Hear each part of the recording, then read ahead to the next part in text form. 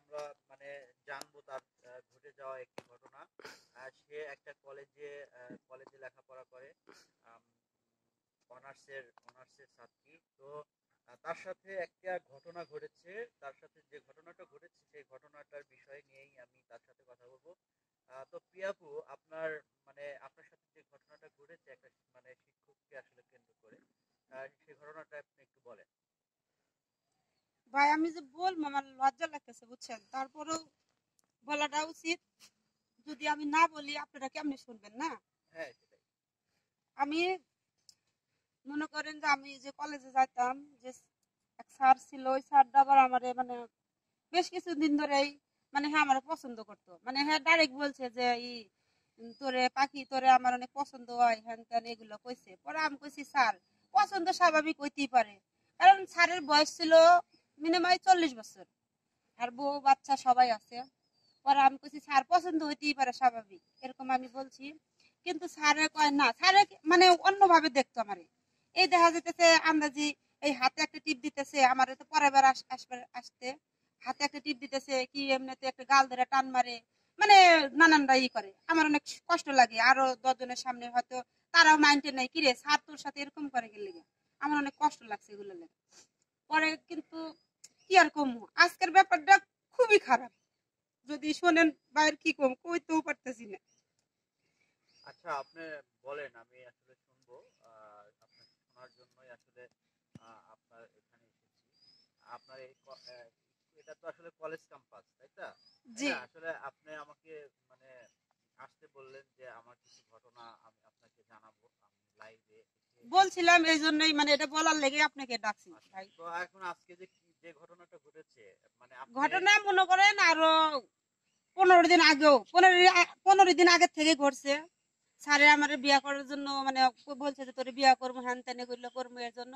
পরে স্যারে আমার ঘরে নিয়ে যেত, হ্যাঁ আমার মানে বুঝছেনি তো, মানে অনেক কিছু করছে আমার সাথে সে। পরে কইছে তোর বিয়া করবো, কিন্তু আজকে মনে করেন প্রায় 1 মাস হয়ে যেতেছে, হ্যাঁ আর আমার বিয়া করতে চাইতেছে না, কয় আমি তোর আর বিয়া করতাম না। আজকেও সে আমার লাগে মানে শারীরিক সম্পর্ক করছে জানেন। সেজন্য আমার মনটা অনেক খারাপ। আমি বলছি যে তুই আমার বিয়া করেন, কিন্তু সে আমার বলছে না বিয়া করতে না।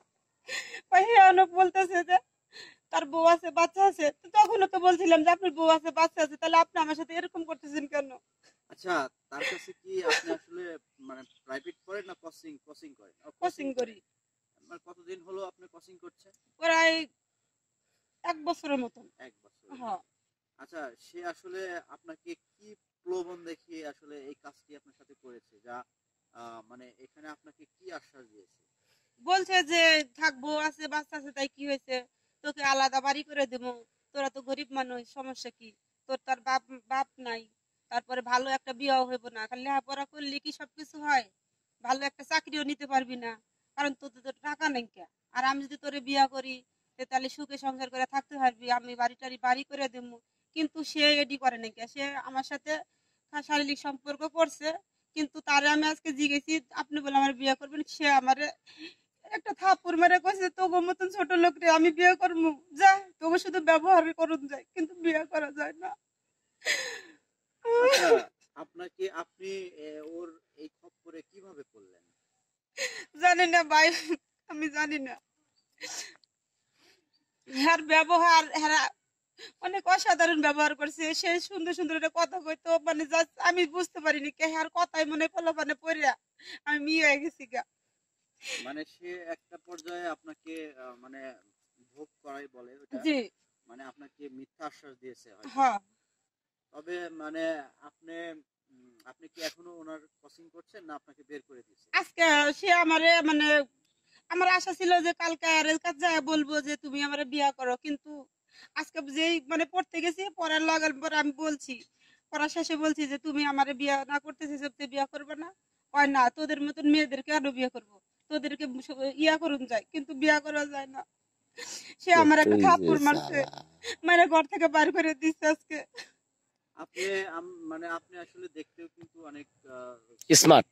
স্মার্ট এবং আপনার মানে আপনি ভালো একটা আহ, আপনার মানে ভালোভাবে লেখাপড়া করতে পারলে আপনার ভালো জায়গায় কিন্তু একটা চাকরি হয়ে যাবে, কারণ আপনার মোটামুটি সবকিছুই সব দিক দিয়েই ভালো। আপনি আমরা শুনেছি যে আপনি অনেক শিক্ষিত, মানে আপনার শিক্ষিত মেয়ে, মেধাবী মেধাবী ছাত্রী আপনি, আমরা যতটুকু জানি। তো এখন আপনার দর্শকদের উদ্দেশ্যে আপনার কিছু মানে না, এখানে কিছু কথা আছে। আপনি কি আইনত ব্যবস্থা নিতে চান? তার জন্য যদি ব্যবস্থা নিতে চান, এটা আসলে আমরা মানে পরের ওটা পরের সাবজেক্ট, আসলে কে কতটুকু অপরাধ করেছে এটার বিচার আইন করবে, কিন্তু এখানে একটা মেসেজ যেটা আপনার আপনার মাধ্যমে একটা মেসেজ সমাজকে দেওয়া উচিত, যে আপনার মতো হাজারো মেয়েরা কিন্তু আম, মানে এই যে এরকম শিক্ষকদের সাথে গুড রিলেশন হয়, জি তারা জি মানে আম, দুর্বলতার সুযোগ নিয়ে অনেক শিক্ষক আমরা দেখেছি ইতিমধ্যে, অনেক অনেক জায়গায় এরকম দেখেছি, এরকম ঘটনা আপনাদের মতো ঘটে যায়। তো আপনারা সেই ক্ষেত্রে আপনাদের মানে দর্শকের আপনাদের মতো স্কুল ছাত্রী কলেজ ছাত্রীদের উদ্দেশ্যে আপনার কিছু বলার আছে কি? বলার থাকলে আপনি একটু বলেন। বলার আর কি, কারণ আমার মতন আমি কত বড় একটা ধোকাত পড়ে গেছি। আমি চাই যে আমার মতন যেন কেউ যাতে এমন ধোকা না পড়ে। এটা সে স্যারেরা এমনই করে, এরা ভুলাইয়া ভালাইয়া মানুষের না, জীবনে। স্যারেরা এমনই করে তার ঠিক নাই। মনে করেন সব স্যার এক স্যারের জন্য সব স্যারকে দোষ দেওয়া যাবে না। না তা ঠিক আছে, হ্যাঁ। আপনাদের কথা ঠিক আছে। এখন মনে করেন যে আপনি আমি ছাত্র, যে ভুল করছি, ভুল আমারও আছে। ভুল আপনার পুরোটুকুই। স্যার আপনি করলেও আপনি শুনলেন কেন? আপনি যদি না শোনেন, তে আমার মতন ভুল আপনারা কেউ করবেন না। আমি যা করছি করছি, আর আমার কোনো ক্ষমা নাই। হ্যাঁ ঠিক আছে, এটাই হচ্ছে কথা। কারণ ঘটনা হলো যে আপনি সতর্ক থাকবেন। এখন একজন একটা কথা বললো, আপনি যদি না শোনেন, আপনার সাথে তো সে পারবে না। না না না। সেই কারণে বুঝে শুনে কাজ করতে হবে আচ্ছা ঠিক আছে, ধন্যবাদ। আর ভালো সাবধান থাকবেন। থাকতে হবে। আর আচ্ছা এই ভিডিওটা যদি কারো ভালো লাগে অবশ্যই শেয়ার করবেন, কারণ আপনাদের একটা শেয়ারের কারণে একটা আহ, একটা স্কুল ছাত্রী মানে ভুল করার থেকে রক্ষা পেতে পারে। কারণ ভুলের কারণে অনেক সময় অনেক কিছুই ঘটে যায় মানুষের জীবনে। সেই ভুলটা আহ, পরে বুঝতে পারলে, যখন বুঝতে পারে তখন আসলে সেই সময়টুকু থাকে না শুধরানোর মতো। যাই হোক, ভালো থাকবেন, আর অবশ্যই আমার এই চ্যানেলটা সাবস্ক্রাইব করবেন। আর এনার মতো ভুল কেউ কখনো করিবেন না। কারণ আসো। এটা হচ্ছে বিষাক্ত সাপ। ছেলেরা হচ্ছে বিষাক্ত সাপ। এই সাপ থেকে বাঁচার জন্য আপনারা দূরে দূরে থাকবেন। যেমন সাপ দেখলে পলান, ওইরকম ছেলেদের দেখলে ফাঁকে ফাঁকে থাকবেন। কারণ সাপ যেমন বিষাক্ত কামড় দেয়, এটাও কিন্তু সেরকমই কামড় দেয়। তো আপনাদের কাছে এটাই অনুরোধ যে মা বোনেরা সবাই ভালো থাকবেন, সুস্থ থাকবেন। আমি আসলে একটা যে জায়গা থেকে সাক্ষাৎকারটা নিলাম খুব একটা ভালো জায়গা। এই জায়গাটা একটু ক্যানভাইট করলাম। আসলে জায়গাটা খুবই সুন্দর।